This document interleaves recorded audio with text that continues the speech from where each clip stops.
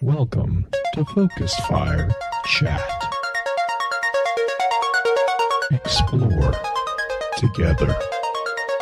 Welcome back for episode 90 of Focus Fire Chat, recorded live on June 23rd, 2017 on twitch.tv. Big shout out to the live chat here. Thank you so much for spending your evening with us. This is your host, Blue Crew 86. Justin had a last-minute family emergency come up, so be sure to send him some love over on Twitter at JustinSane0516 and let him know that we miss him.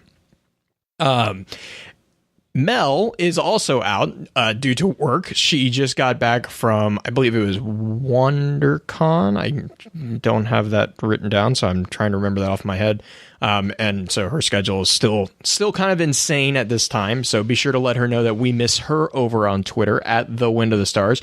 And from the depths of the madness-inducing mind maps, we are joined by our favorite Gunter, the one and only green-eyed music lover. Green, I hope you're doing well. I heard that you've already ventured into the southern states a bit earlier than the rest of us. So you're just down there to get ready for Guardian Con, right? Well, not quite yet. I am currently sitting in the beautiful beige hotel room in the middle of Wichita, Kansas, waiting so we can get on a plane tomorrow morning to get down there. And yeah, we're going to get down there about tomorrow afternoon sometime and hang out in Orlando for a couple of days before we head over to Tampa. So yeah, we're starting a little early. Yeah, I'm just going with the approach that you're going down there to get everyone ready for Guardian Con. Oh yeah, I'm going to go lend my organizational skills. Exactly, to the people obviously. who have been organizing this giant convention. Well, all right, guys, let's run through the intro real quick, and then we're going to jump right into the conversation. The topic of today's chat is going to be a dive into the lore of the Destiny universe and dimensions. I asked Green to put together a high-level summary of the topic, and this is what she had to say. A universe. Is it merely a collection of the solar systems which comprise its physical makeup? Or is there a chance, a glimmer of possibility that there lies something more? Something deeper and maybe darker within the boundaries of the concept. The world of Destiny is complex. We have been to multiple dimensions and heard about others. In the Books of Sorrow, we learn about two different types of planes. Throne worlds, which is also called the Sword Realm or Ascendant Plane, and a wound space. From one of these wound spaces, we get the Vex, who sprung forth into our material plane thanks to the ignorance of Crota. Or is the world of Destiny much simpler than all of that? Are we just part of a pluralistic battle between light and dark? What is the meaning of the universe? I mean, Destiny's universe, not ours, but maybe they aren't too different after all. Before we get into that, however, I do have a few housekeeping notes. In our last chat, we took a look at the Deep Stone Crypt. If you missed that and have any interest in hearing our thoughts, please be sure to check out the new www.focusfirechat.com for archives of all our previous chats, as well as links to the other aspects of Focus Fire Chat out in the internet and a growing collection of community articles. If you don't mind, please give us some feedback on iTunes to let us know how we're doing and to help us continue to grow. As many of you already know, Focus Fire Chat is a cross-community gathering where the intent is to offer a week-long, in-depth view of a particular subject from within the lore of Destiny and other games. This chat begins every Tuesday morning and runs until the following Tuesday, with topics decided by the group via a poll that begins every Friday and ends on the Tuesday morning of the new chat. Every Friday, at around 10 p.m. Central, we get together to stream a recap of the previous week's chat for those who are unable to participate. Please be also sure to give some support to the other podcasts in the Guardian Radio Network found at theguardiansofdestiny.com. These include Guardian Radio, the official podcast for the Guardians of Destiny, Guardian 1, Ghost and Echoes, which also has the Destiny Audio Grimoire, and the network's newest edition, a non-Destiny-focused podcast, Paragon Radio. we're going to be taking next week off due to GuardianCon. We are really looking forward to meeting those of you who are able or who are going to be able to make it out that way. With all that being said, let's go ahead and dive into the information and thoughts that the community had about the universe of Destiny and the often confusing dimensions which it's composed of. Warbot, let's go. Query Grimoire database. Results found. Displaying on screen. All right, let me try this. Thanks, Randy. Did I get it? Did I get it? Yeah, yes! Pretty good there. Yes! Congratulations to me. All right. I'm going to just never try that again. So like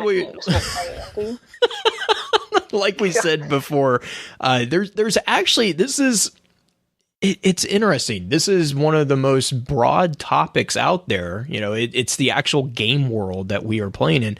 And there really is not really any specific cards about this. There's lines here and there throughout cards that deal with different aspects of the universe, definitely. And there's items that talk about it and general implications between the cards and the conversations within the cards, but there's not any one particular card that says, this is the game world. Part of the reason is because obviously as a science fiction creation, there's just some things that are, beyond explanation, which brings me to my favorite card, and the one card that I think I'm going to read is Atheon's card, just simply because of the intro. Green, you think that's a good approach? I think that's as best approach as we have as any. Perfect. Sorry, Justin's sending us memes. He should be going to sleep. Go to bed, Justin.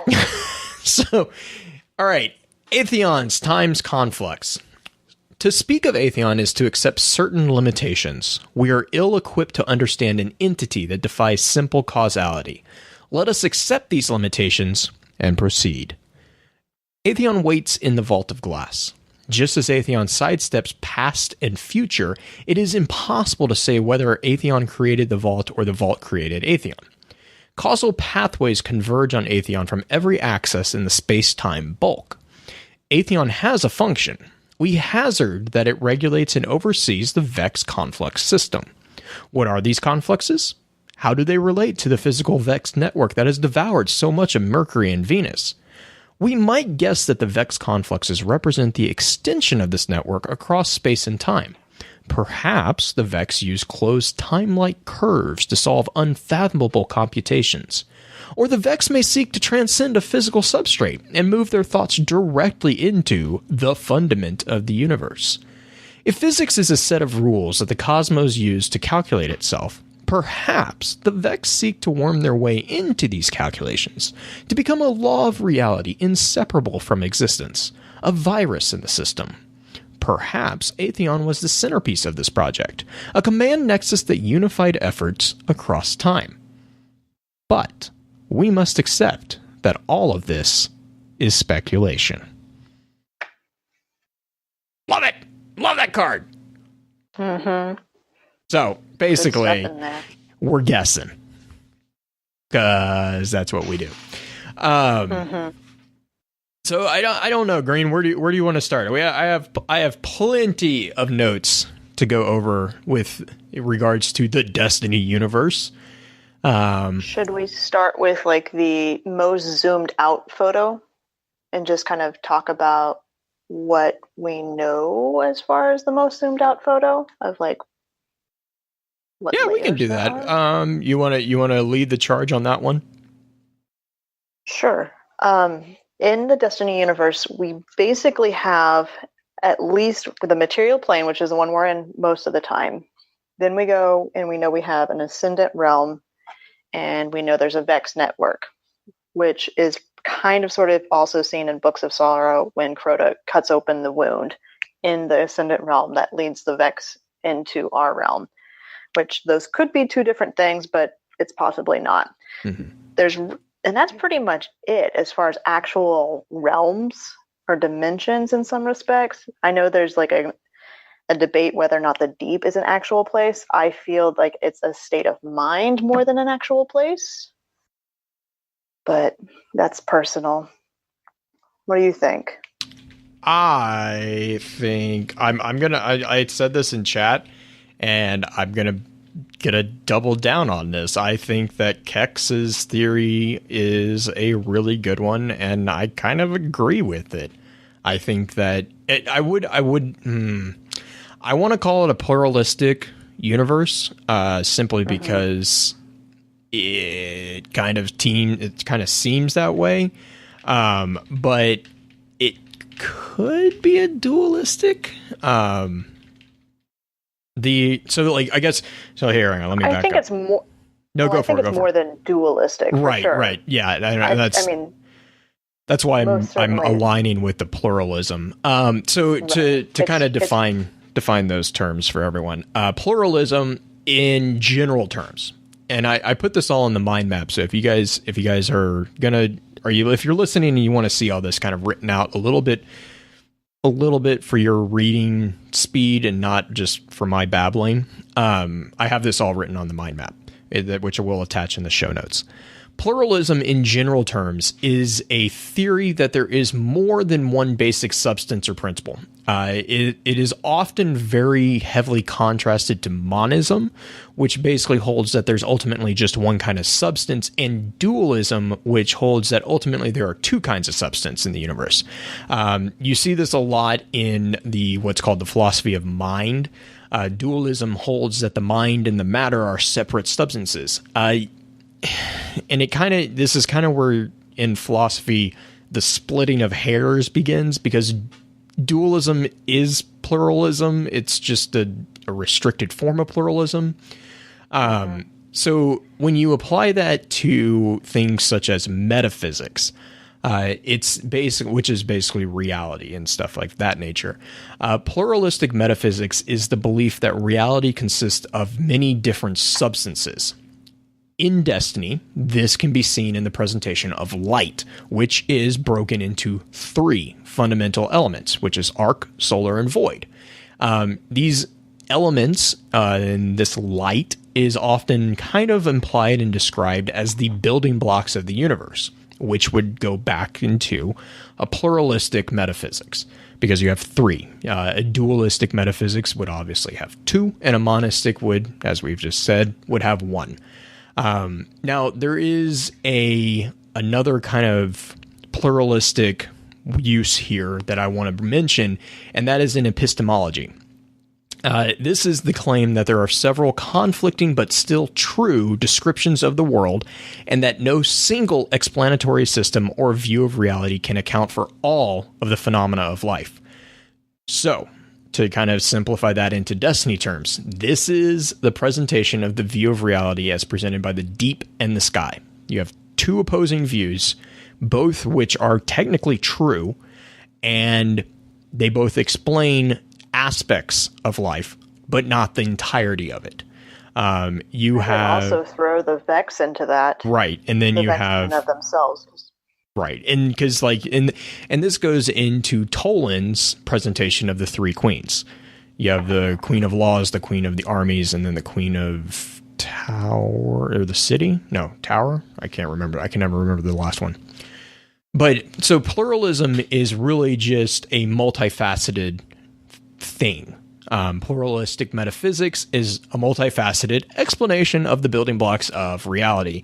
And epistemology is, well, the multifaceted explanation of the abstract truth. There is no abstract capital T truth in a pluralistic epistemology.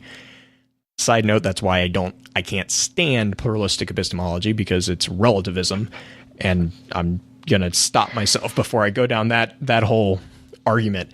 Right. But in regards to metaphysics, that also opens the door to explaining the concept of the sword realms or the throne worlds. Mm-hmm.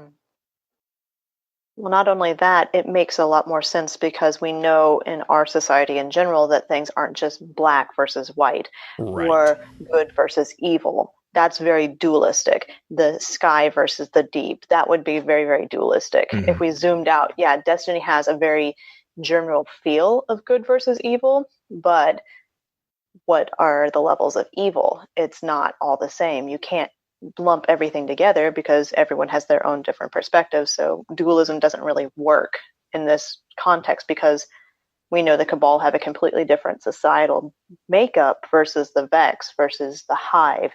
Everybody has their own way of doing things. Therefore, they have their own perspective of reality themselves. So it makes more sense that we would have a pluralistic society because there are so many different players, not just two major players affecting everybody and pulling heartstrings. Right. And like you said, dualism is definitely more of a black and white presentation, and I mean, in regards to even the abnormal and supernatural makeup of the universe within Destiny, there's not just two. There's a degree of, and I've talked about this, quite a bit. There's a degree of a at least 3-point, tripod here of animating force, not a consciousness, and then the actual physical force. Like there's this constant cycle of that. Now, and this is very, very granular explanation of that. But if you take that back out, there's not even a dualistic setup within the personalities of these people. And then you start coming back and you're like, yeah, there's entire society. I mean, you're right. The Cabal don't have anything to do with the deep or the darkness at all. They have nothing. I mean, and that's been confirmed, with the Destiny 2. That's one of the big things that they kind of came out with was we're not talking about the darkness in Destiny 2 because the Cabal have nothing to do, or, well, really don't really have anything explicitly to do with the darkness. And okay, cool. That's a completely legit point of view in a pluralistic metaphysical universe. Because what that's saying is that the darkness it's not, sorry for this one, it's not black and white, it's not light and dark. There are shadows. And those shadows are where entities like the Woken, the Cabal, Eris, all these figures within the Destiny universe operate within the shadows. So, and that's... Go for it. I mean, we have so many different examples. Even, like you mentioned, Eris. What about Toland? What about Osiris? I mean, we have examples of people who kind of toe outside the lines. If you're going to go a strict light versus dark, what determines light? What determines dark? Right. Are there different I mean, there's no way to have a strict black and white, I think, in almost any kind of thing within Destiny. Right. And I mean, even the presentation of the Warlords introduced that entire thing was...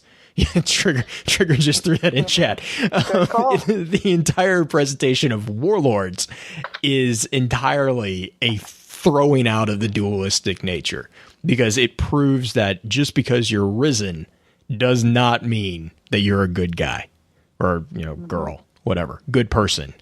You are presented when you rise from the grave, you are presented with a choice. And your choice is, hey, you have super powerful abilities. What are you going to do with it? Are you going to protect? Or are you going to subjugate?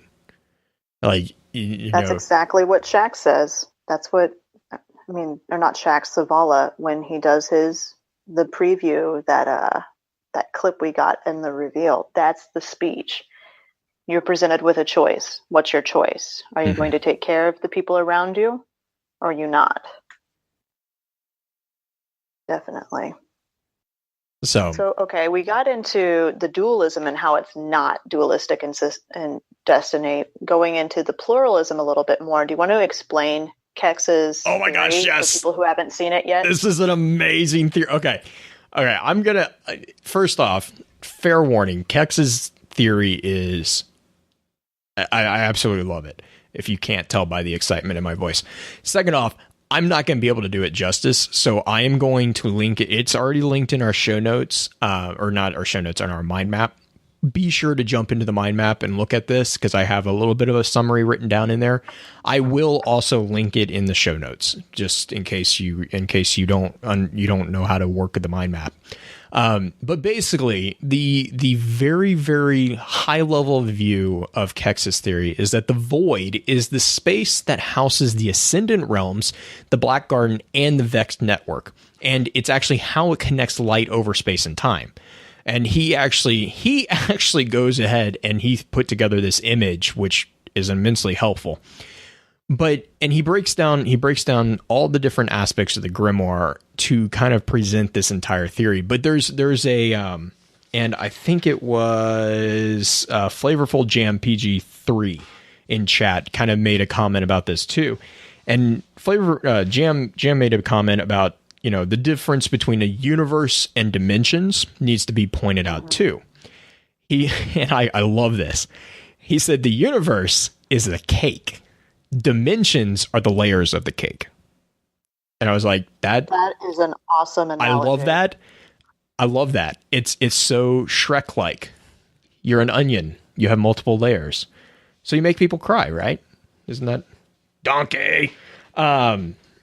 But maybe you, but anyway. Yes, I'll take it. And so the thing is so if you keep that in mind, if you keep a multi-layered cake in mind, which is a lie, if you keep that in mind, then the idea that the void is this basically an underlying foundation layer that is connecting all the other layers in this cake. And you can see this in the grimoire. Well, you can see like hints of this in the grimoire. So he kind of goes out, and if you start with the Void Grimoire, he basically starts with some ground rules about the Void, which takes from the Void Grimoire, the Master of the Void subclass, Void Walker card, and then also from a questline in Vanilla that actually is Ulan Tan's perspective of light connecting across space and time, and that reaction to what the Void is. Reading all those cards, and he puts them all in here, and he says, it tells a story. He says, the void is a place outside space and time. It is a space between stars, and it's the absence of everything else. The void, capital V, is where Void Walkers, Night Stalkers, and Defender Titans draw their power, but they do so in different ways. Night Stalkers draw from its power to bind creatures, Titans use it to create a shield, and Warlocks walk in it to learn its secrets. I believe that Void Light and the Void itself is something special, set apart from the other two elements. Arc is found in the binding of matter. All living things have arc light. Solar is carried within quanta, but Void Light is taken from another place and, when used against life, releases the light within. He says lifesteal for Warlocks being one example.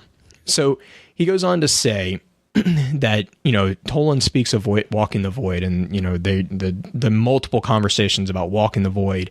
When you fight Atheon in the Vault of Glass, you become marked by the void and you start to lose your vision. And then, the only cleansing of the Aegis helps you keep going.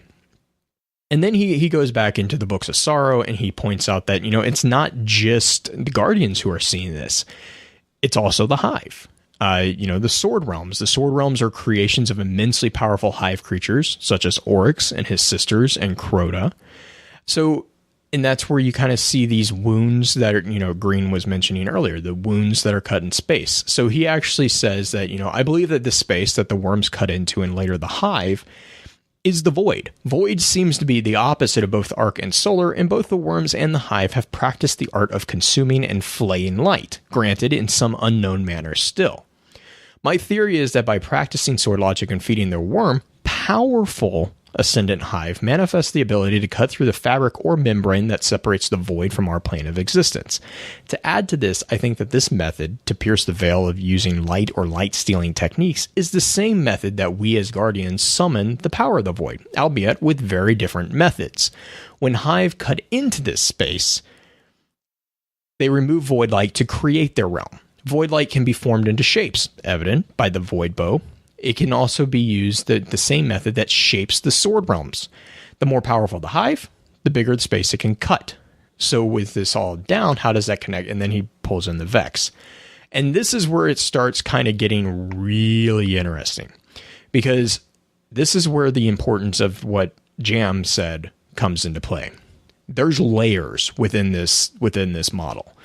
The hive is kind of this, Tolan calls it the Sea of Screams. And that's where in the Ghost Fragment, the Hellmouth, he mentions the Sea of Screams as where all these different throne worlds are kind of floating. And in my personal head canon, I see like a glass bottle, like a message in a bottle. Those are the throne worlds floating on this sea. And Toland is kind of jumping between these bottles, mapping this whole thing out. And here's the interesting thing for me here was I've read Kex's theory, and I was like, okay, that's really cool. And then I reread Ghost Fragment Hellmouth, and he says when Toland screams to Osiris, note the direction in which he screams. He doesn't scream out to our world. He screams deeper. He turns deeper and he yells, Osiris, Osiris. And he says that sometimes he thinks that he hears him. Well, Kex kind of mentions this. Kex kind of portrays this as the Vex. So the hive are able to cut into the void in a way to bypass space. So you can see this with Alak-Hul, the Darkblade, where he was on the moon and now he's challenging orcs. He uses the throne world to change space. Eris, in the most recent card, kind of does this as well. Her teleporting capabilities with the Lotus of Power, that's kind of manifesting the void in that way.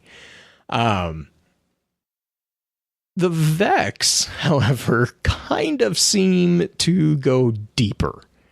They go a little bit further, and they don't just cut space, they cut through time to a degree. And so this is an understanding that the Vex network is in the same medium as the Sword realms, but it's a different flavor of it. Well, they came from within one of the Sword realms. And you see that because Ikora mentions the comment that the great minds are in the void. They call the void their home. Mm-hmm. And so where we have the Vex, the first instance he goes, he talks about the Vex appearing from the void, like what you're saying with verse 4:8, where Crota kind of oopsies and opens up the Vex. Excuse me. Oh, Crota. Oh, why do you have to be so vain? Taking on what your sisters can do. And I too will experiment with a wound. No, Crota, don't do that. That's a bad idea. Look how that turned out. Bad idea. Bad Crota. Sit down. Flap, flap, flap. And so Kex makes the point. He's like, I would theorize here that his method for cutting into the fabric of the void is imperfect. And instead of cutting into void light, he cuts through it and out into another entity that exists within the void, the Vex network. And he uses an example here that I love. Imagine digging in your yard only to find a mole tunnel network. Your dad would be pissed too. Oh, God. That would be a terrible, terrible thing. Okay, if you guys have never experienced like a mole invasion, or like in Kansas terrible. We have prairie dogs. Terrible. Prairie dog invasion. They build cities underneath the ground. And those cities weaken everything around it and kill everything around it. It's terrible.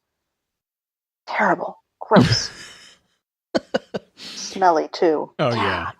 So, and then in the Undying... Oh, go for it. Quick question. So we know that when Crota cuts into the void itself within the Ascendant Realm, and the Vex come pouring through, and we know that's kind of a dimensional thing, could he accidentally cut through the void into a different type of energy, like cutting into the arc, considering that Vex is all electrical based? I mean, I know that's kind of throwing a spin here's foil and this is where I kind of I see that logic, but then Kex makes the point that all Vex weapons are void. That's true. The Undying Mind, Ikora says that we are starting to believe that time is home to the Vex, and somewhere in these unmappable voids dwell their undying minds. you know, That you makes have sense. you have slap grenades, you have the Cyclops, you have all the different weapons. They're all, you know, construction based weapons. Sure, or they're not even weapons. Actually, they're like construction tools, but They're tools. they're all void. So actually, I would say, if anything, I would argue if there was going to be a different elemental quality, the hive would be in a different element. The void, I think, is actually a more natural element for the Vex as presented. Okay. But Okay. and then so then he goes on to talk about the Black Garden, which is, you know, a huge thing. And Ikora believes that the Black Garden to be the birthplace of the Vex. It wasn't anchored to Mars when we entered it. We entered it through the portal using the Gate Lord's Eye, which was, you know, the fun one, to access it. And that's kind of the same method that the Vex use to travel through their network. And so that would, if you're following this theory, that would place the Black Garden within the void. And there's an interesting thing here. Ikora goes on to describe the garden as growing in both directions, a feat that would be possible within a void, where a space where time isn't a constraining factor if you manipulate it. Here's the fun fact. If you ever are curious about this, go look up what happens to plants when they're grown in a vacuum.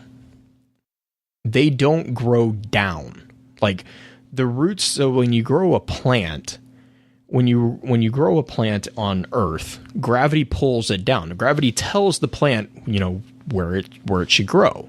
So the foliage goes up, the root system goes into the ground and goes deep. Well, in a vacuum, there is no guiding gravity force. And so a plant will actually grow in a sphere. Like, it will grow every direction because there is nothing telling it, okay, this is the direction that it should be going. That is kind of what the Black Garden is doing, except apply that to time, not soil. And that's where you get growing in both directions. It's growing because there's no guiding pull of time, of the change of time. I cannot help but think of the Doctor Strange. Domanu, I've come to bargain. God, that was a great scene. Such a great What are you scene. doing? Mm-hmm. But I mean, so okay, thinking of that scene in and of itself, that's very psychedelic.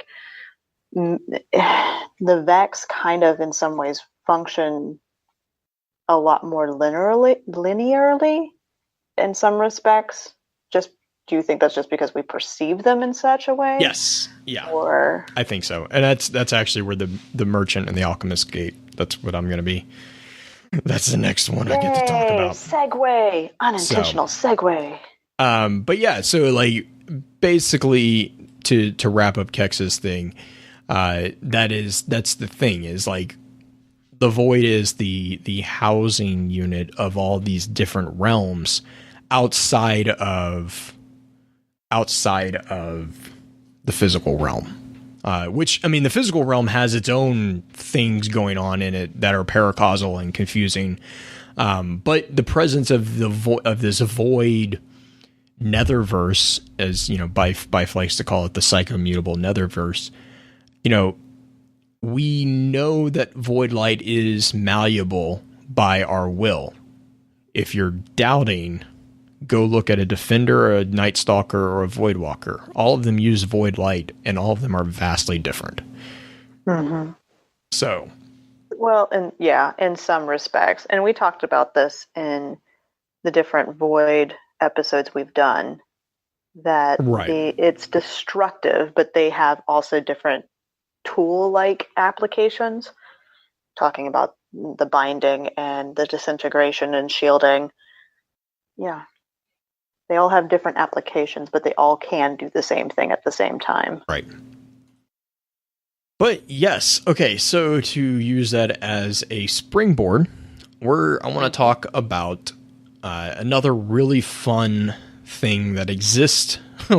It exists in our world, but it's used actually kind of very neatly in Destiny. And I think a number of people who actually dive into the Grimoire are aware of it. But if you don't, go read it's like a, I think it's mentioned twice in the grimoire. And it's the merchant and the alchemist gate theory. This is actually from the Ghost Fragments Vex, and this is a comment that Maya makes talking about the Vex. So to explain this theory, you first have to realize what the merchant and the alchemist gate is. This is a short story written by an individual, Ted Chiang, which explores basically the nature of time and the fixed laws of nature itself. However, the point of the story really is that while time is fixed, that does not necessitate that we have to experience it linearly. And also, it also is kind of a nod to acceptance of what is going on in your life. And there is a review that I actually just found earlier today that was a really good review. I'm going to just read this. This is from William Mingan over in Strange Horizons. I will link this.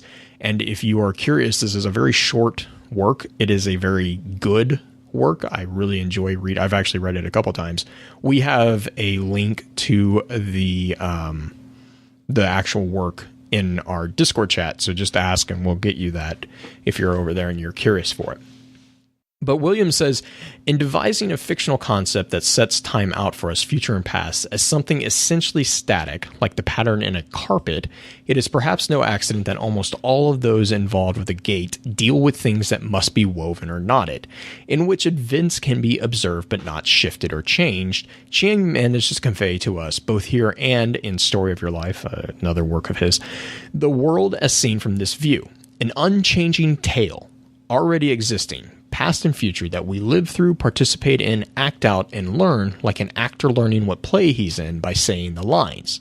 That he has more than once found elegant, complex conceits for this difficult thematic territory that not only convey understanding but even experience, and which are also intricate, intellectually and emotionally involving fictions, is a truly remarkable achievement.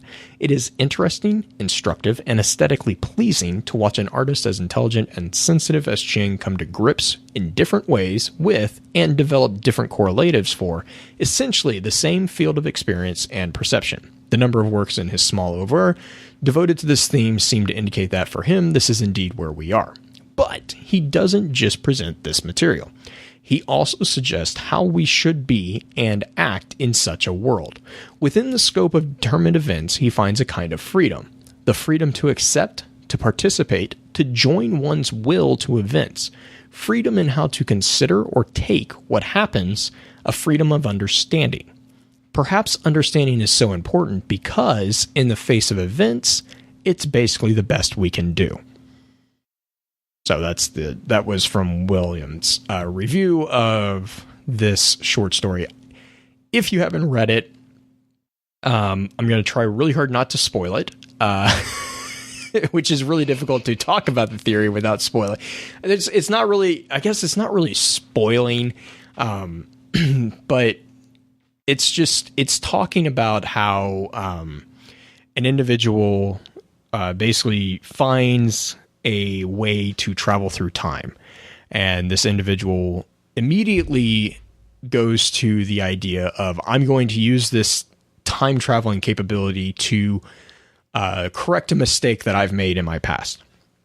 Oh boy. Lo and behold, and I mean, right. I mean, most of us know where this is going to go. If you have any experience with temporal travel stories, you know how this kind of goes. Basically what happens is, he basically he creates the problem that he regrets in trying to fix the problem that he and so there's this ever-looping, it's the grandfather paradox, really. And there's different stories. There's 3 different instances of this kind of happening, and it ranges from, there's one individual who meets himself and from the future, and that meeting actually ends up being of great benefit to him. There's another individual who who goes into the past and meets himself, and that actually ruins his life. And then there's an individual who I think she goes into a different instance of the present, I think.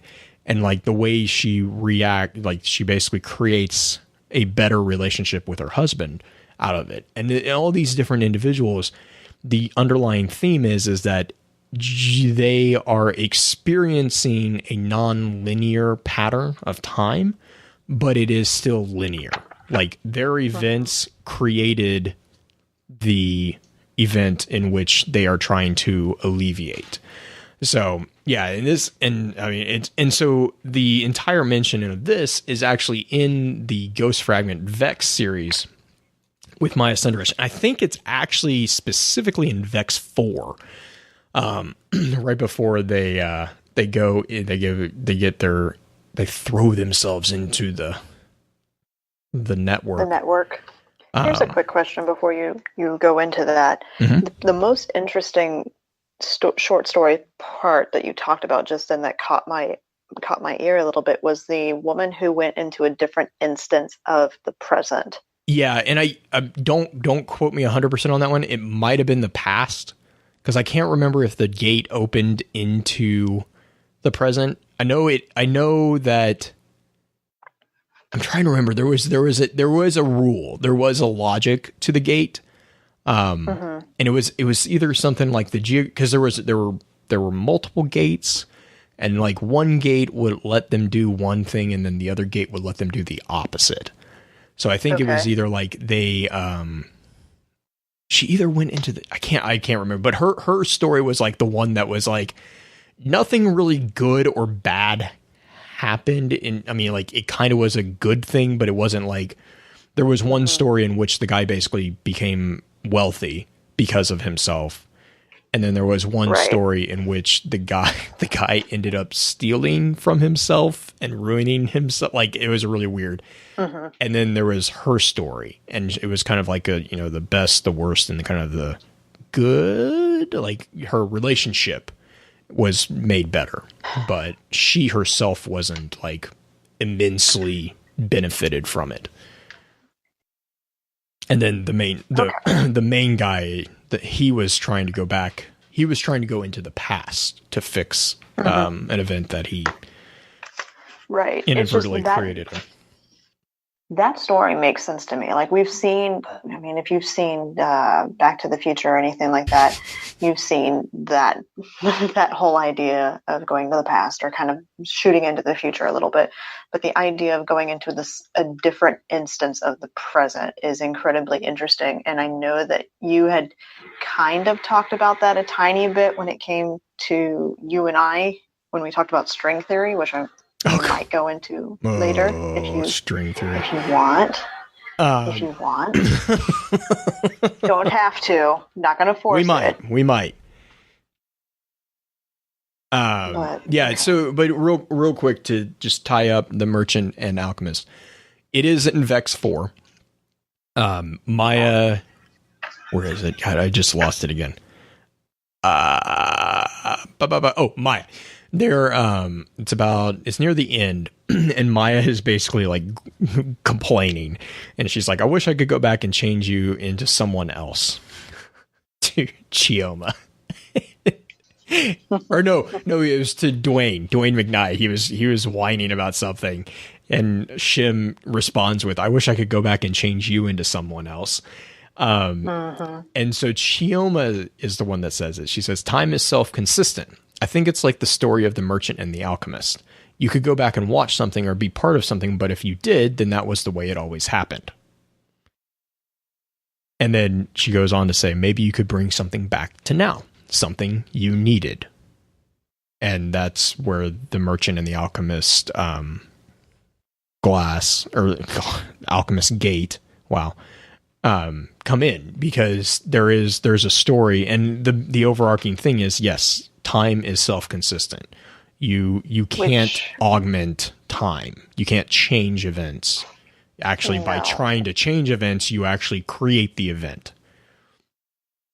Which makes you worry a little bit about the whole point of destiny or not destiny type thing. Yeah. Well, and I mean, but that's that's a huge argument too, because that predetermination. Right, because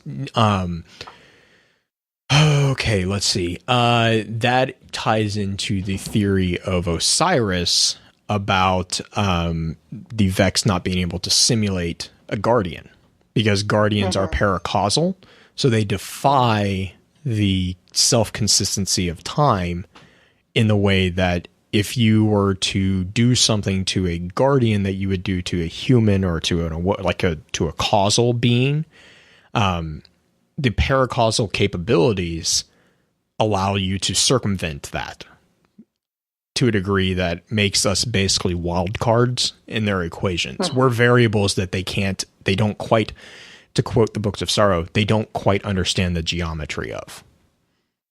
So everything, Hurt just jumped into chat. He's right. Everything causal, you can argue that anything that is causal to a degree, if you pull back far enough, anything that's causal, you could say is predetermined. But anything that's by definition paracausal is sidestepping that predetermination. Right. Which makes a lot of sense. Okay, so we have the consistency of the linear time, but how does that affect the dimensions within Destiny? Are we talking the Vex network? Are we talking, how does that relate back to that? I know we were kind of on Kex's theory for a bit, but where are we at now? Oh, for like the different theories? Mm-hmm. That's kind of the underlying structure of, I think, a lot of the Destiny universe is between those two. And I bring up Merchant and Alchemist Gate not to say that this is exactly, this is the theory that is driving a lot of Destiny, but I just find it interesting that one of the big minds in the story kind of mentioned it, and mentioned it in a way that is very, very kind of oddly subtle. Telling. Like the fact that they didn't specifically call it out, but they were like, yeah, the Merchant and the Alchemist. I mean, that took me a while to figure out, to be honest. And it bugged me. It was like that little itch that you just couldn't get rid of. I was like, what are they talking about? There is something specific that they are talking about with a Merchant and an Alchemist, and I could not find it for I think it was like a week I spent just trying to dig through all the different small books and, all this stuff. And I finally found it and I was like, okay, and it's weird when you read it, it has nothing to do with science fiction. Nothing at all. Well, I mean, it in kind so of much as it doesn't have the flavors of most science right. fiction. It's not futuristic. Time travel. It's not futuristic at all. It's all taking place in the past. I'm trying to think. It was Middle Eastern time, in the Middle Eastern geography, and the medieval times. But reading it, it was like, what is going? It took me half the story to be like, what are they talking about? Where is this connection coming from? And then finally, when it finally kind of clicks, you're like, oh, okay, I see what we're doing here. I see the logic here. But yeah, I definitely encourage people who, if you have not read it, definitely let us know, and we'll get you a link to our copy of it. Nice. Yay, Google Books for free. Free books. Okay. But yes, so that is my Merchant and Alchemist Gate. Oh, let's see. We talked about Kex's theory on the void. We talked about pluralism. Calavid was a user over on Reddit that did a really interesting analysis of the timeline, which is something that a lot of people ears should perk up on. And he basically points out that within the promotional material for, I believe it was Rise of Iron,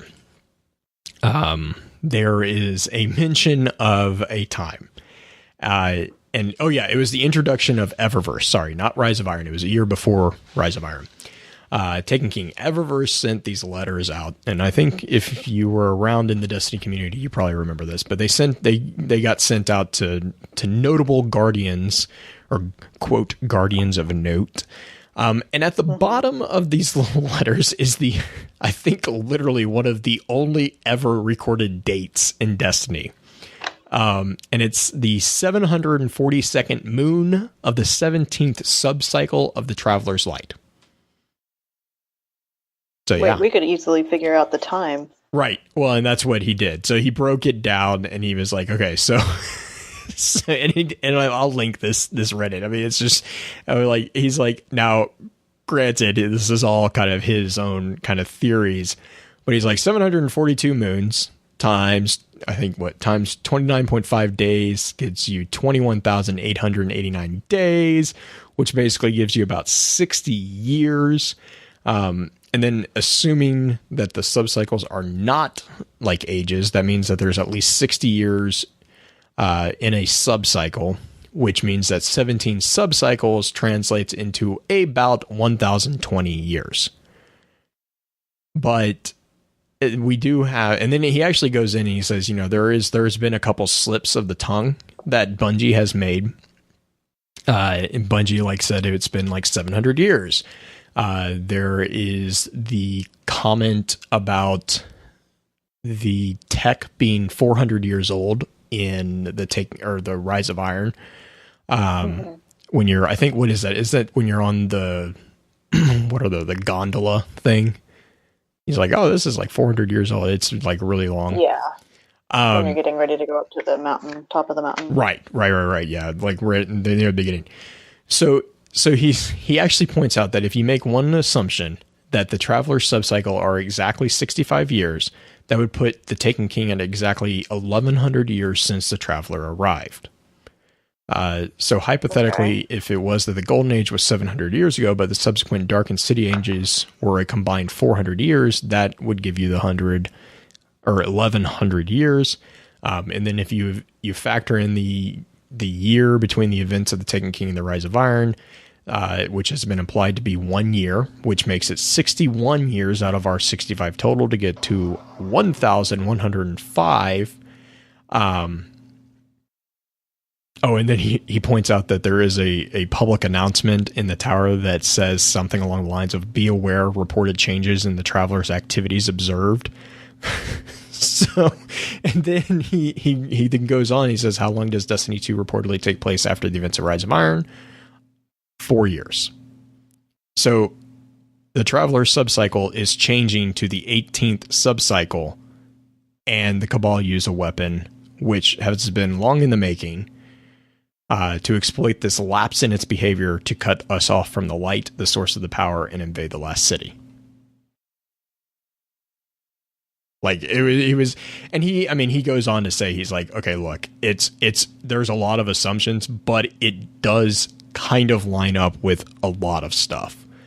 And he's as far as we know, right. He's like, we have very limited amount of information to make that assumption on. Right, and that's what he kind of says. He's like, it was just one too many coincidences, so he wrote this long post over on the Destiny Lore Reddit. And I was like, I see the logic. It's pretty good logic. I'll link it. I'll link that as well in the show notes for everyone to give a gander. But I'm trying to think. We have string theory if we really, really want to go for 6 hours. Well, okay. Do you want to just give a short? Why don't you give the short description?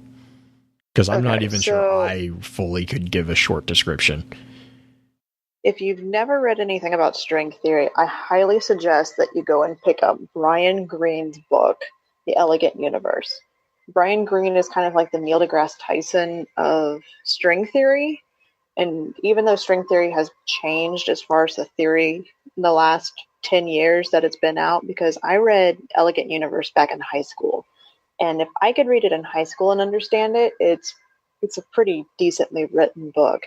And what he talks about is he goes into the theory of like Einstein and how basic physics works, and then how string theory, the idea that instead of everything fitting together molecule-wise that we know of, if you go deeper, past the quarks, past all the different quanta, you get into the idea of energy, and energy makes up everything. Now, physically, mathematically, it doesn't make sense for certain shapes. So the most basic idea that they've been able to make fit as far as mathematically and geometrically is the idea of strings that vibrate at different rates. And so it's a very elegant idea about how the whole universe vibrates all these different rates, which we know different items vibrate at different rates. You see that in music, you see it in a lot of different things. So the idea that the string theory, you get all the different vibrations. So that's basic overview. How it relates to what we're talking about tonight is that within quantum physics, you have the idea of having not just like 4 dimensions or even 5 dimensions, but like 13 different dimensions, not just up, down, forward, backwards, but you have things that you can't even imagine how it would work. You have time, we have different dimensions that could relate within time. And string theory allows for all of that, to have multiple dimensions alongside our own that we already see and can perceive, but as well as others. Because in quantum physics, ideas of protons or photons and everything popping in and out of existence without any explanation, it's very difficult to try to explain mathematically. They have the idea of string theory, which they can mathematically at least kind of make fit. So that's my basic primer, string theory. If you want a lot more information, he's got 3 books on it. They're great. I highly, highly recommend reading at least The Elegant Universe, which came out in like 2004, maybe 2003. Really good stuff. Is that what you kind of remember from your little dive into string theory, Blue? Yeah, my head hurts, but yes. Oh, it's so good. It's so good. It's like time travel, but worse. Yeah, that would be my summary of it as well. I hate it. It's so good. I'm like, so good. I remember messaging you and I was like, I made a mistake. Because my thing is like, I don't just like, I'm the type of personality that when I start looking at something, I don't just like, oh, this is a cool summary. I'm like, no, I want to understand what they're talking about. That's a terrible idea when it comes to string theory, because it's not possible.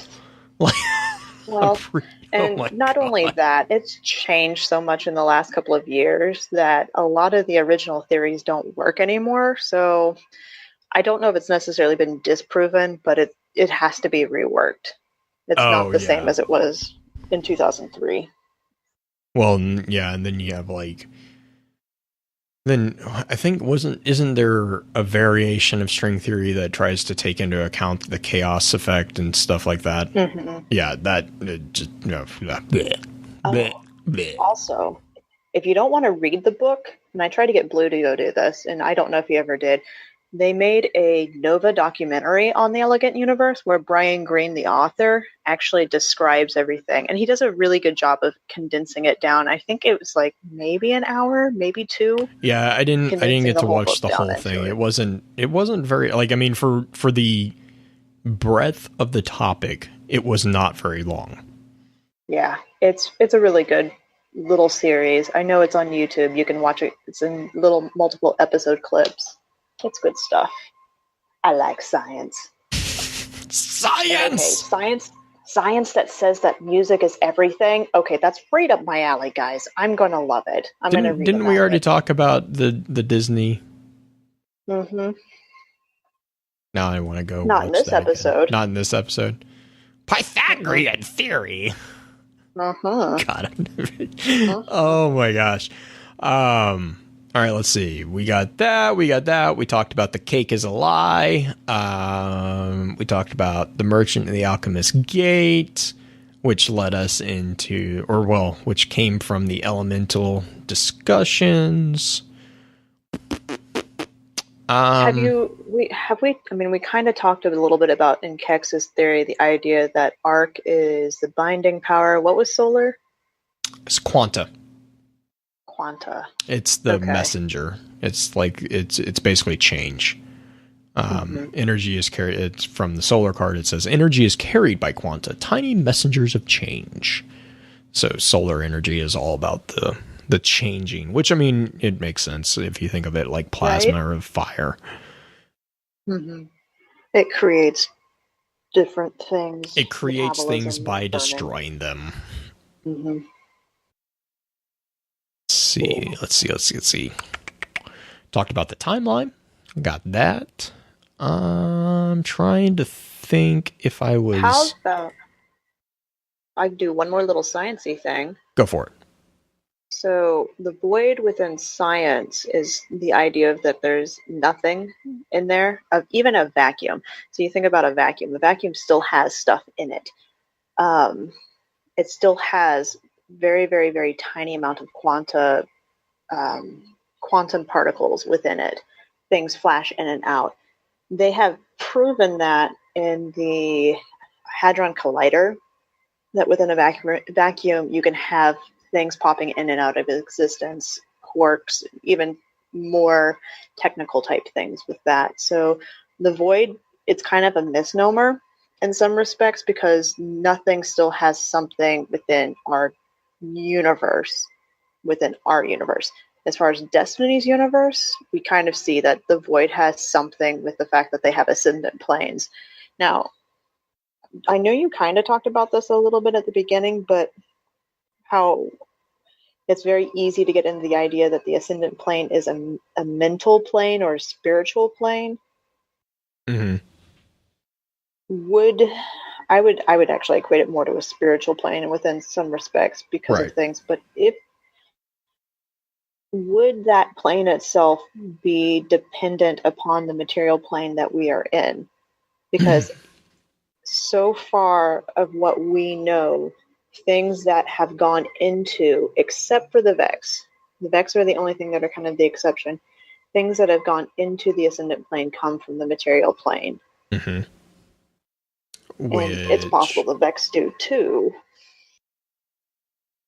Right. And I mean, okay, so this kind of ties into the concept of a school of philosophy that's known as phenomenology. And that kind of goes into, it's kind of a philosophy of the mind and the way that we interact with reality. And so insofar as you're saying, you're correct. Insofar as everyone that we know of currently that goes into the ascendant realms or the void plane, in this case, that netherverse, let's just call it a netherverse. Insofar as an individual goes into the netherverse, that individual from a psychological standpoint, is going to be molded by the reality from which they came. You actually see this in the Books of Sorrow when the Vex pour into Oryx's throne world because they don't understand what's going on. They don't understand the geometry of the spaces. What that means is like they literally do not understand the laws of existence in this particular space. And this kind of points to that what you just said. The hive came from a causal universe. They came from a physical universe where physics and, laws of the universe that beyond their control enacted certain paradigms into their own psyche. Their gravity. There is, there's different just base rules of what we assume are just impressed upon us. And so if you no, go for it. Could we have like a DLC or like a game? Bungie, please just listen for like a Psychonauts type thing, or even just a completely psychedelic realm in which we go to, that's the Vex original homeworld or whatever, that just our normal rules do not apply. Yeah, I mean, that's the beauty of another verse, is the individual who creates the Netherverse and who has the will, or has the strongest will, enacts the laws of reality upon it. I mean, that's where you see things in the Dreadnought and in Crota's throne world. Those events that happen, that Oversoul, coming down when he reshaped, Crota doing the superhero landing and reforming everything. That's him, enacting his will. He is returning to his throne world, and he is saying, this is mine. This is the way it should be, and he molds it into what he wants. And that's where, we as Guardians, when we go up against him, we are combating our will against this. That's what's so cool. And I kind of talked about this in the King's Fall episode. That's what's so cool about the King's Fall raid, which I could not stand, but the ship, the Agonarch Carve, that is a nod to a verbal debate. Agonarch Carve is, I can't remember it. Agonarch is the person who oversees, and the Carve is the debate. So an Agonarch Carve is actually a verbal debate between two individuals, which is exactly what we just did to Oryx. We went into his world and we debated with him, and we proved that we were right. And by proving that we were right, we proved our right to exist over his right to exist. We won the debate. Therefore, the ship that we got from that debate was a nod to the victory of the debate. We argued him out of existence. Right, basically. Using his own argument, we won the debate. Yeah, sword logic. Sword logic. Yeah. We used good culture. We used the conversation, or the language of his existence, of his reality, and we won that conversation. It actually makes me think of the dragons from Elder Scrolls, where in Skyrim they explain dragons don't fight, they're just arguing. With the Dovahkiin, the voice of the dragons, whenever you speak, you're just actually, that's what dragons in Elder Scrolls, they're not actually flinging fire at each other, they're just arguing. And whoever wins, which is a hilarious idea. It's like, it puts into perspective a really interesting mental picture of the disputes. But I mean, and if you apply that to the Hive, that's kind of what they're doing. That's how they settle their disputes. I mean, and that's how they settle everything, is through sword logic. They prove their right to exist. And the person who's right continues to exist. The person who's not is cast into Chitin, or they learn and they come back. And that's the war priest. That's what the war priest is the right to exist. But to go back to your question about the Netherverse. Yeah. Because from a psychological standpoint, everyone has a view of reality. These are called paradigms. Paradigm is basically your understanding of the basic building blocks of your reality. Like there are just immutable laws to everyone's reality. And so when you create something from your mind, there are things that to you are always going to be foundations. So when you create something in a Netherverse, if you come from a causal and physical plane of existence, your paradigm is going to be different than an entity that comes from a non-physical, or it would be like saying to someone who came from a planet of oceans, well, this planet is land. It's like that, it wouldn't make sense to them. They couldn't grasp that. Well, even the idea of us having gravity work the way it does. Mm-hmm. The idea of when you go up into space, if somebody was born in space and they they were constantly floating around, that would be their reality of what their experience is. It's the idea of that is how they were raised. That's what they know. That's their background. They wouldn't understand to an extent what gravity is besides just a mental concept of it. Right. A good example of that is, what's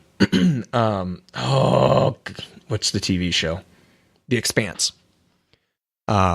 Which is an amazing show, but it's a sci-fi show that's, it's very political drama, but it's basically Earth.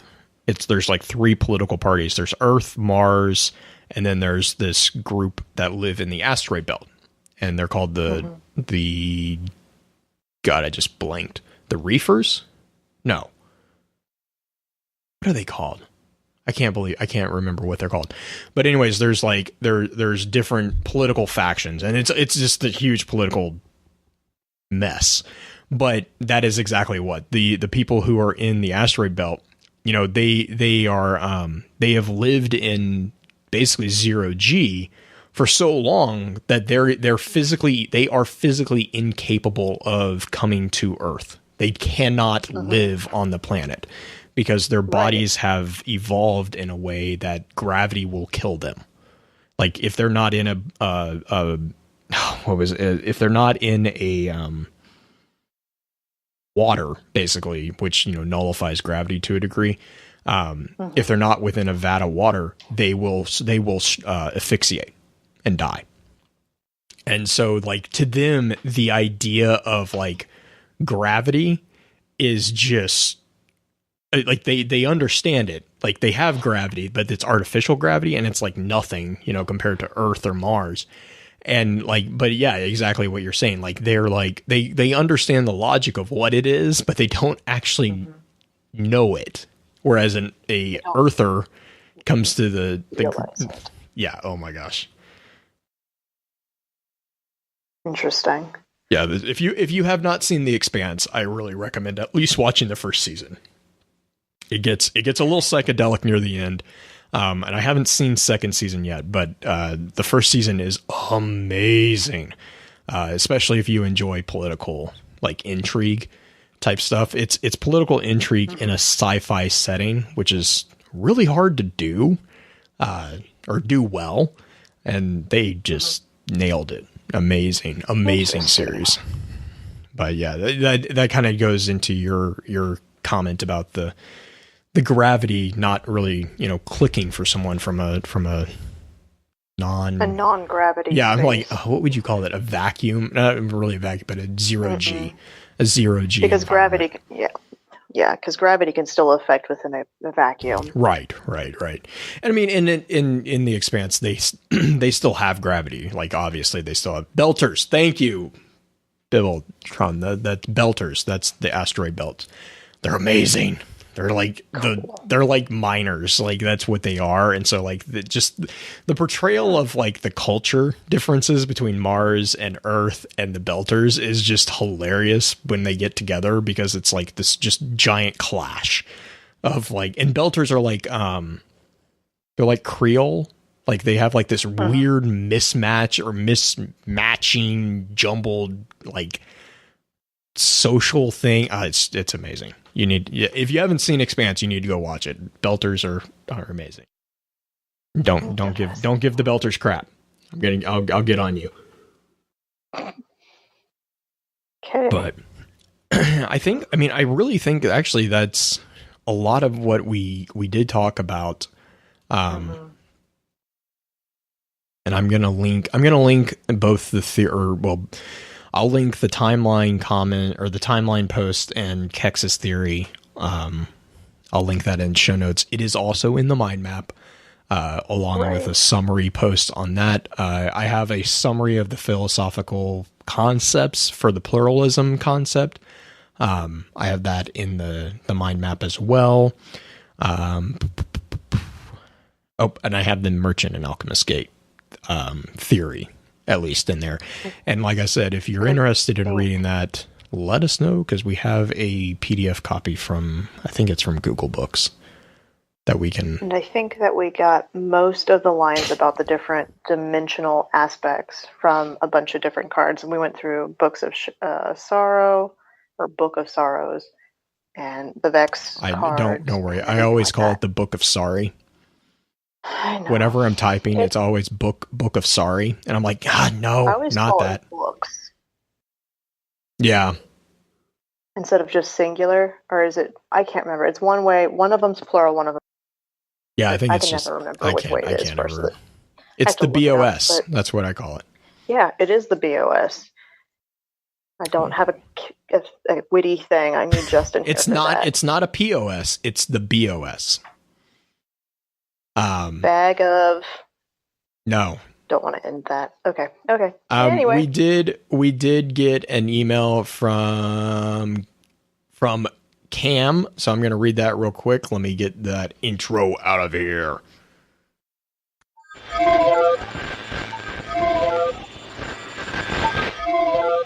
Dispatches from the wilds. All right, so we got an email from Cobalt Cam, and Green, do you want to read it, or do you want me to read it? I have no access to it since I'm on a phone. That's right. You are out in the field. We are actually getting a dispatch from the wild from Green. That is this episode. Yes.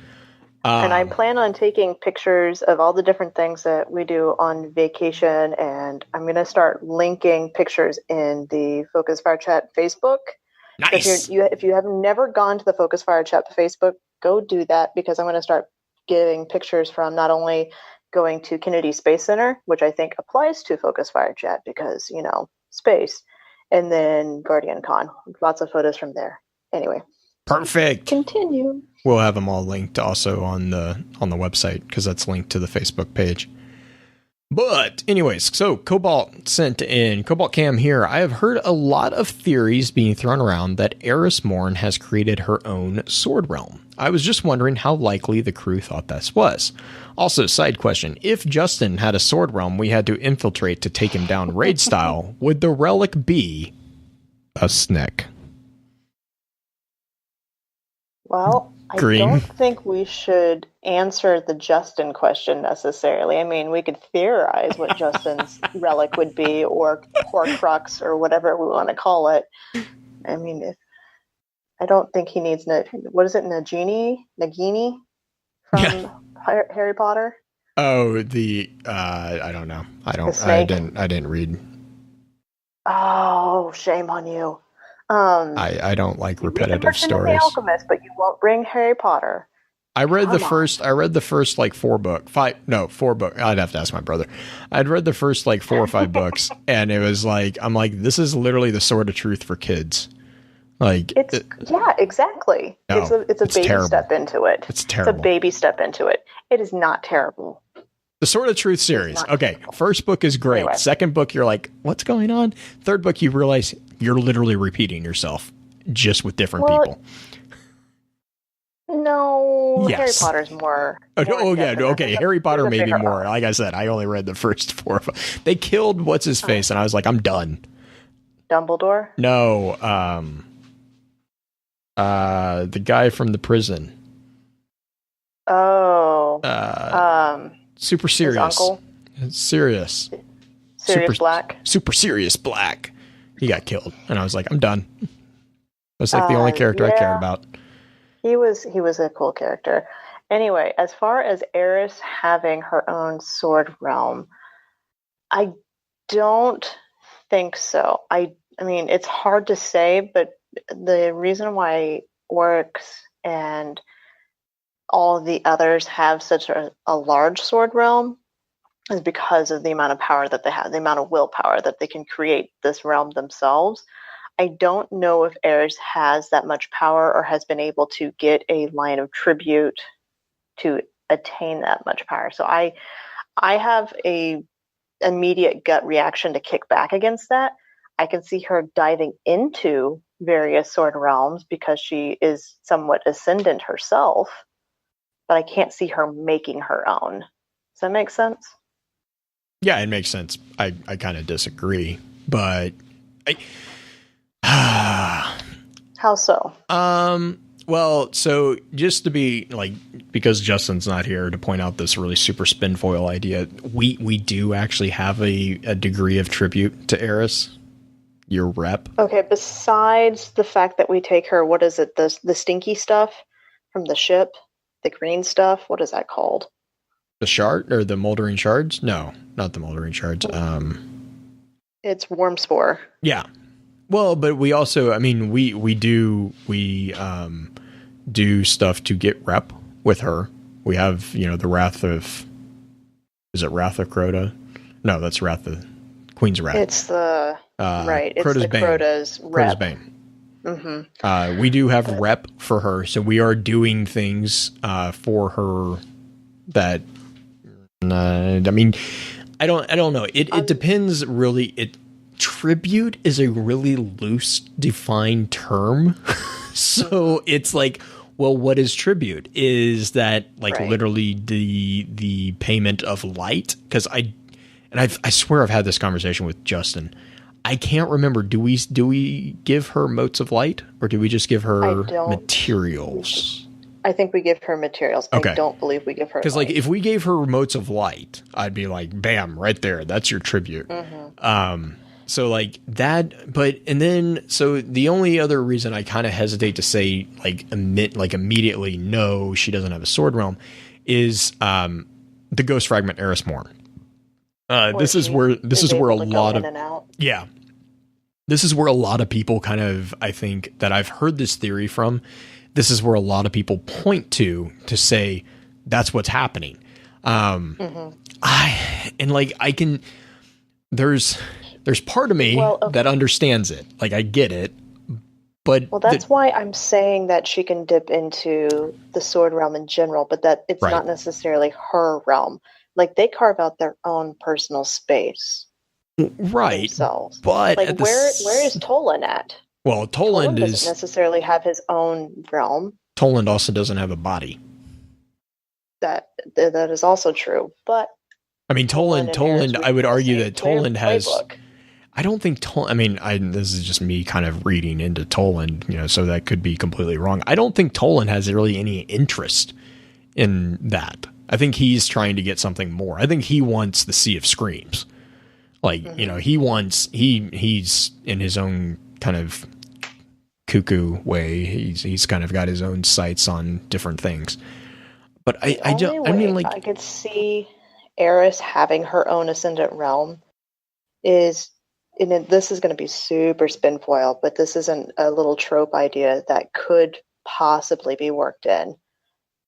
We know that Oryx in the past has resummoned Zavathun and Siva-Arash back into the material plane by defining them. What if that just means that by defining them, finding somebody who embodies the idea of what that is? What has Eris done this entire time? She has kind of subverted the normal protocols to be able to accomplish attacks by either working with the Queen or working with the Vanguard Council and able to manipulate things behind the scene. What if she becomes the embodiment of, ding, ding, ding, one of the sisters? It's super spinfoily, but I can see it being worked that way. And if she has the powers like that, Eris becoming one of the bad guys as like one of the three sisters, but in a different form, that would be super cool as far as the story goes. I mean, the other thing that you could do too is in a different direction is if she gets an ascendant realm or a sword realm, that means that her next death is not going to be her last. True. So that she'd be able to come back. She would be able to come back. Now that is, again, we don't know, to be honest. No, super spinfoil. How likely? I mean, it's up there. There's a chance. There's definitely evidence that is what's happening. I think, especially with the Ghost Fragment Eris Morn, I definitely could see that easily being the case. I could also see it easily not being the case. It's kind of on the fence.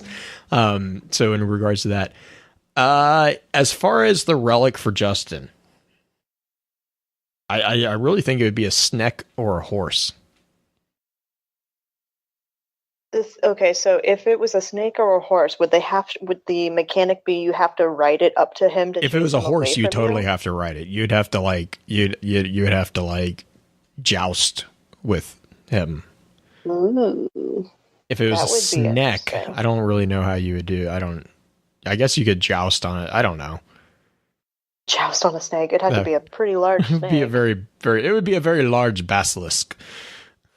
Oh God, terrifying. I would be scared. I'm then. sorry. I need someone to make a picture of this. Of Justin riding a basilisk. No, Great. of Justin fighting someone riding a basilisk. Okay. If Jake was in chat, I would totally be commissioning him to do something like that. Exo Watermelon needs to ride a Were we basilisk. invaded by horse people? Oh God, that would be awesome. Oh God. Oh man. Oh my Gotta gosh. give Justin some love. Oh, okay. So yeah, Green, do you have any final comments or shoutouts for us? I want to just give a shout out and lots of love towards Justin. Just send him all your love, send him all your positive prayers if that's the kind of thing you do. Just send him just your well wishes, because tough times are tough, and when life starts punching you in the face, you need everybody you can to help hold you up and help you walk through it. So just make sure you're sending positive thoughts his way and let him know how much we miss him and give him your love and everything, because that man is awesome and I want him to be okay. I know he will be ultimately, but I also want to help ease his pain a little bit as much as possible. Yeah, and I'm gonna kind of echo those. That's definitely the same for me. If you guys get a chance, be sure to let him know that we're all here for him and we're sending him positive thoughts. And if you're on Twitter, you should be definitely giving him. This week, do not give him grief. I normally ask for that, but do not give it to him for this week. Just out of respect for kind of the events that have happened in his life right now. But also, we are not going to do an email topic for next week because obviously we are going to be out of town. We will be down at Guardian Con, and hopefully we get to see a lot of you. I know there's a good number of people who have messaged me that are going to be down there, and that we're trying to figure out where everyone's going to be able to meet us. We are going to probably be hanging out at the Guardian Radio booth, which is right next door to Jake's booth. Yay! So we get to bug both of them. And yeah, go for it. Make sure that if you have the Guardian Con app, you can add everybody through QR codes. Make sure that you go through and add both Blue and I if you're wanting to kind of get info, or make sure that we add you as well. So you can tag us on Twitter with that if you're going to be there, and come visit us at booths. Come say hi. I still need to figure out what exactly the contact list does on the Guardian Radio or the Guardian app. As far as I can tell, it gives you all the information that basically all of the people who listen to our show already have. Okay. Twitter, yeah, I was like, it doesn't Instagram, it didn't let me contact them. It just was like, oh, here's the links. I was like, I already have most of that. So, okay. No, that makes sense. I was like, now, I'm as missing far something. as if you are there and you haven't gotten tickets already, it's probably sold out at this point, but Blue is going to be doing a lore panel with Bife. If you haven't heard that, you need to see if you can beg or barter. Please don't steal, but beg or barter with somebody about getting tickets and go and watch Blue do his thing with Bife and is it Mylan? Who else is in that? Leah Loves Chief. Beard? Yeah, oh, Leah. Oh, yeah, Leah, not Mia. Beard is going. I think Beard is going to be there. I think Wallen or Sir Wallen's not, because I was talking to him earlier about it. He's not going to be able to be there. But Beard, I think, was. Because I remember talking to the two of them, and I think that was... One of them was, and one of them wasn't. He's going to be at G-Con, but I can't remember if he's on the panel. Oh, no, yeah. The panel, just because this, like, I don't know, they were limited on size. It was Bife, Mylan, myself, and Leah. And it should be, I'm really looking forward to it. Kind of nervous, but looking forward. I'm not really sure what we're going to talk about horses. Oh my gosh. Someone will break me. I am 100% Pins has sure. already said he's jumping in on that one. I think Pins was great. Like, we're going to ask about Osiris. It's like, you're going to be there forever. Mm-hmm. Fair warning. But, yep. It'll be good. So yeah, if you guys are there, give us a shout. Best place to obviously give us a shout is definitely Discord, because that will probably be my primary. If someone messages me on Discord, I will probably respond more quickly that way. If not there, definitely give us a shout out on Twitter. Just tag us. We will try to keep up with all that. Or you can email us. If you really want a slow response.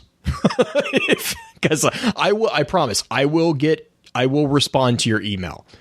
I don't know how long it will take me, but I will respond to every email that we get. I try really hard to do that. Definitely Discord is definitely, and my private messages are open.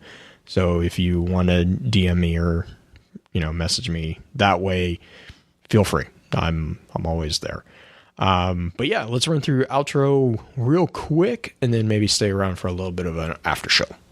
With that, we'll begin to wrap the chat up. Thank you again to those over on Twitch for coming to spend your evening with us. If you'd like to join us for a live streaming of the episode each week, please be sure to give us a follow over on twitch.tv/FocusFireChat.